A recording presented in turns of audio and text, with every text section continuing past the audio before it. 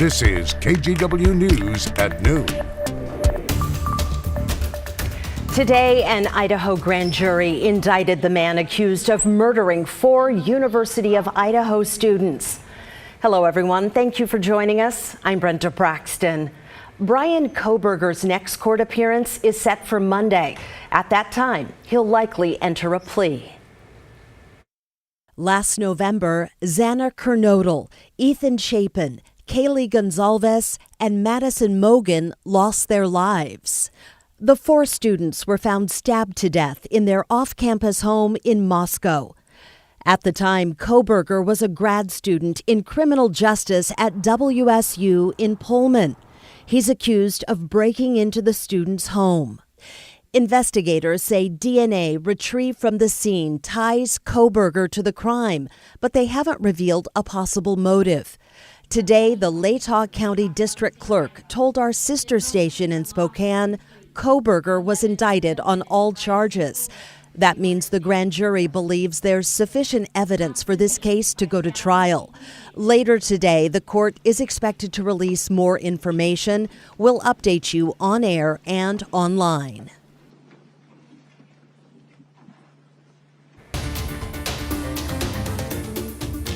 Today, firefighters are keeping a very close eye on a Southwest Portland apartment building destroyed by fire yesterday. It was breaking news here at noon. And today, there are still concerns that building could collapse. Investigators are also on scene to figure out how this fire started. Thankfully, no one was seriously hurt, but many tenants lost everything they had, including their pets. This building had more than 60 units and is more than 100 years old. Here's KGW's Alma McCarty.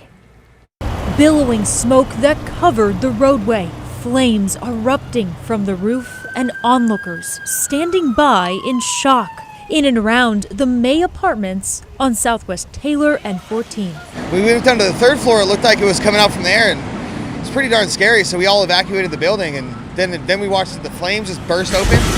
Tenants watched from below as Portland firefighters battled the fire from above. Crews went inside to both suppress the flames and ensure all tenants got out, in total rescuing 4 people. Several residents told KGW they didn't hear a fire alarm. Had the maintenance guy come and get me out of the house, out of my own apartment. Casey Cook lives on the 2nd floor and evacuated before he could retrieve his most precious belongings. I can lose my phone, I can lose my wallet, I can lose all the plastic stuff in my wallet, but my cats were in there. It's been in the building neglected for a very, very long time. Well, this is a long time overdue. Portland's Bureau of Development Services confirmed Tuesday they received complaints about the building from residents, and the city sent a letter to the owner listing 10 violations. As of Monday, however, a city inspector found most violations at the 113-year-old building had been corrected. Unfortunately, there are quite a few people displaced as a result of the fire. While there's still no word on just how many were displaced, the Red Cross made overnight shelter arrangements late Tuesday. Tenants set up at Mailing Hall on the University of Portland campus. On scene, volunteers connected people with the basics, food and water, while planning ahead for their uncertain future. We are utilizing every resource at our disposal, products, goods, services, everything, to make sure that these folks can recover in the smoothest way possible. Alma McCarty, KGW News.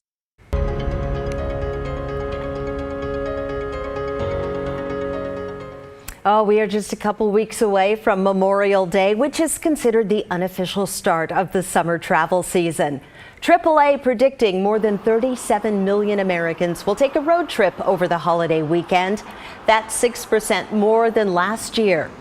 Gas prices nationally will be lower this year. Right now, Oregon's average is $4.13 a gallon.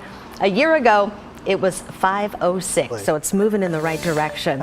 Rod, I'm telling you, I feel like we've already hit the unofficial start of summer. It's been so hot recently. And I'm shocked the gas prices are lower than a year ago. Okay, to your point, Brenda, yeah. Did we get used to this? Did we? 4 90-degree temperatures in a row. Yesterday, by the way, the high on Tuesday was 85, which snapped what had been 4 days in a row of 90-degree heat. And that, by the way, stands as the new record out at PDX. Records go back to 1940, the most 90-degree temperatures in the month of May. How about that? We have a chance to get back up to 90 today. If we do, it would become day 5, and that would be the new record. So we'll see. The only thing I'm really watching right now is some showers out across eastern Oregon. They've been there since the morning hours. The marine layer, that strip of clouds right there, has pushed back off of the coast, and most of our coastal communities now reporting a little bit of sunshine. We are starting to see some heavier showers south and east of Baker City. These look like they want to turn into thunderstorms. Certainly thunder and lightning a possibility, so we'll keep an eye on that. To our live cameras, little murky out there, but otherwise we're calling it sunny. That's Lincoln City, Chinook Winds Casino Resort camera. It is 64 degrees, very pleasant and perfectly clear over downtown Portland.